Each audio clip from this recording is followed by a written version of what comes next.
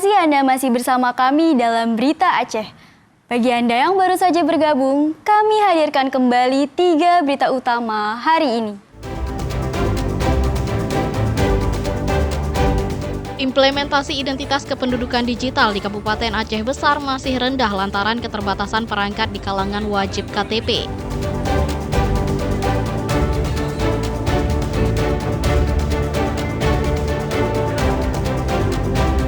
Kantor Kemenak Aceh Besar terus mematangkan persiapan keberangkatan para calon jemaah haji dengan melengkapi berbagai persyaratan administrasi.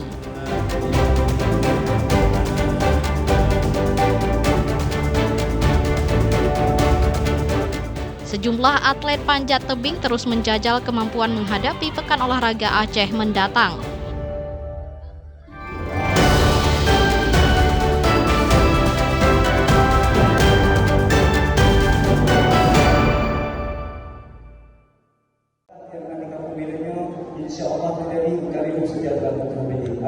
Sejumlah anak yatim di Kabupaten Biren menerima santunan dari sebuah komunitas sosial. Santunan dari komunitas Solidarity Squad Aceh ini diterima sekitar 200 anak yatim yang berasal dari sejumlah kecamatan di Biren. Santunan dari donatur yang dikumpulkan para seniman dan relawan merupakan lanjutan program sosial komunitas tersebut. Bantuan santunan disambut baik para anak yatim, apalagi dibarengi kain sarung untuk kegiatan mengaji. Saya juga senang banget hari ini dengan hadiahnya. Duit kayaknya, duit, beras untuk sembahyang. Bukan duit nanti, dilihat-lihat dulu nanti ada juga di itu. Santunan sebagai bentuk kepedulian dan dukungan moral untuk masa depan para anak yatim. Bantuan ini juga menjadi jembatan untuk memperkuat hubungan kemanusiaan dalam kehidupan sosial. Ini adalah dalam rangka kita menyantuni anak yatim sebagaimana program unggulan kami di komunitas Solidarity Squad. Terutama untuk sembako, uang saku, dan juga kita menyediakan kain sarung. Semoga mungkin apa yang kami bantukan ini bisa dipergunakan untuk sholat ataupun untuk kebutuhan sehari-hari. Kota Biren di 17 kecamatan, jadi kita di sini targetnya 200 anak yatim. Target kita memang seluruh Aceh Bang di 23 kabupaten, insya Allah. Melalui santunan tersebut diharapkan beban hidup para anak yatim berkurang sehingga mereka tetap berjuang meraih masa depan yang lebih baik. Tim Liputan melaporkan dari Kabupaten Biren. Karena masjid, jadi kita sama-sama terjaga kebersihan, oke?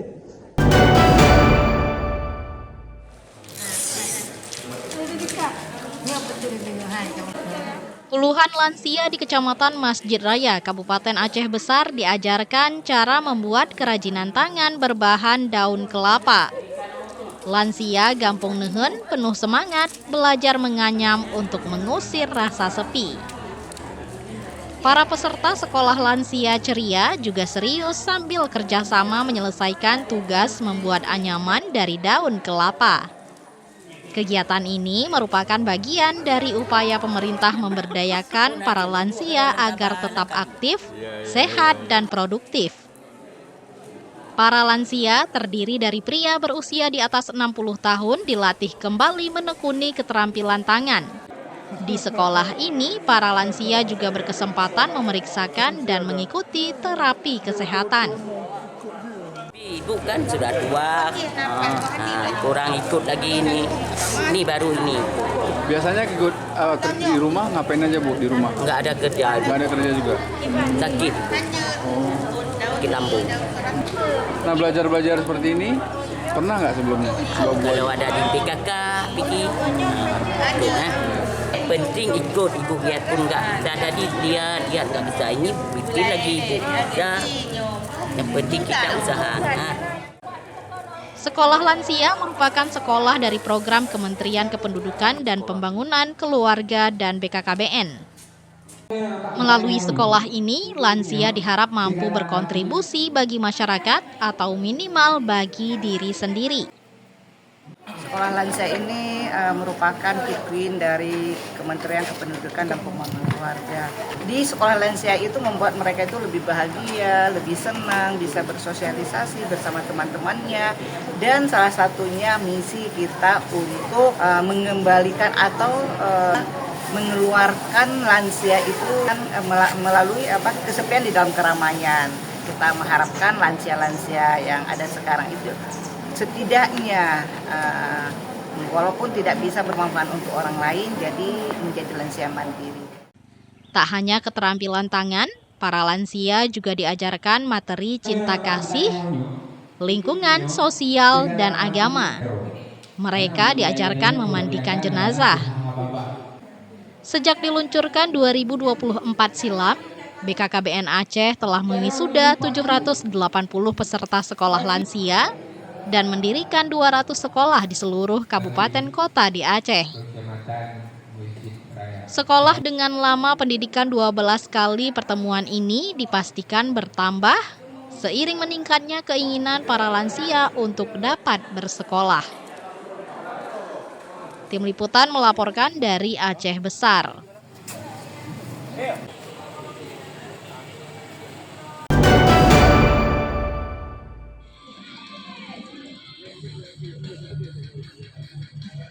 Menjelang Pekan Olahraga Aceh, PORA, sejumlah atlet cabang panjat tebing terus berlatih untuk menjajal kemampuan mereka terlibat dalam prapora yang digelar di Stadion Harapan Bangsa, Banda Aceh.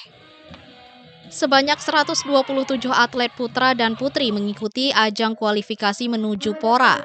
Mereka bertanding di sejumlah nomor mulai dari kelas perorangan hingga beregu. Pada prapora baru-baru ini, atlet panjat tebing asal prestasi mengejutkan peserta lain. Surya Agusfian berhasil menyabet 2 medali emas. Ia juga mencetak rekor baru Aceh dengan waktu 5,5 detik di lintasan dinding panjat 15 meter. Kategori Speed World Record Putra Aceh. Alhamdulillah, perasaan saya sangat senang sekali tentunya karena berhasil menyabet 2 medali emas di hari pertama prapora di kejuaraan panjat tebing.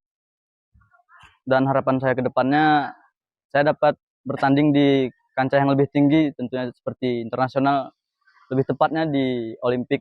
Semoga saya bisa bertanding di Olimpik dan meraih juara juga di Olimpik. Amin. Sementara di kelas putri, Taskia Salsabila Rista merebut medali emas. Pertama, belajar dari kesalahan yang lalu, latihan yang giat, jangan lupa berdoa. Terus biar bisa dapatkan medali. Rasanya sangat senang karena ini medali pertama kali main prapora dapat medali emas. Nah, untuk hari ini kita memperlombakan kelas Speed WR Putra dan Putri, WR Tim Putra dan Putri. Nah, sudah diperoleh medali untuk emas, perak, dan perunggu bagi masing-masing kelas nomor yang perlombakan.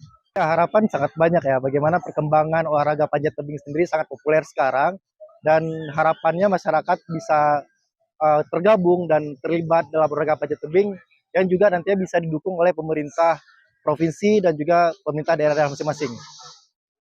Panitia berharap melalui prapora akan melahirkan atlet panjat tebing berprestasi yang siap mengharumkan nama daerahnya pada PORA mendatang. Sementara prapora akan berlangsung hingga 22 November 2025. Maimunzir melaporkan dari Banda Aceh.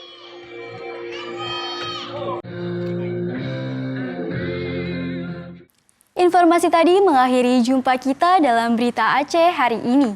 Atas nama rekan yang bertugas, saya Kesha Putri Wiliani mengucapkan terima kasih atas kebersamaannya. Selamat beraktivitas dan sampai jumpa. Wassalamualaikum warahmatullahi wabarakatuh.